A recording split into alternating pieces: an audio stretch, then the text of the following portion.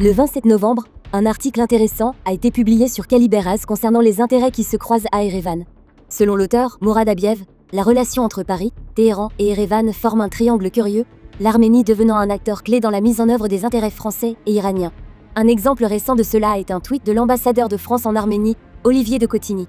Une photo montrait la mosquée bleue azerbaïdjanaise à Erevan, étiquetée comme un symbole de l'héritage persan de l'Arménie, effaçant ainsi ses racines azerbaïdjanaises.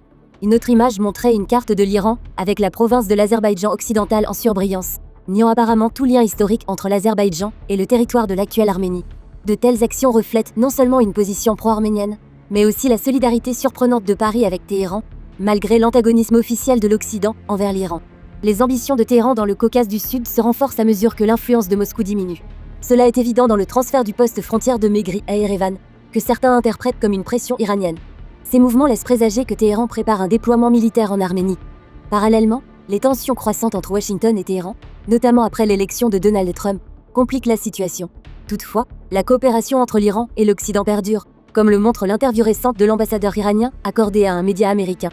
Pour l'Azerbaïdjan, le soutien de l'Iran à l'Arménie représente moins une menace militaire qu'un défi à l'hégémonie régionale que Téhéran rejette. Cela réduit à son tour les chances d'Erevan de rejoindre les projets régionaux. La dépendance de l'Arménie à l'égard des garants de sécurité extérieure mine sa souveraineté, permettant à ces garants de dicter leurs conditions.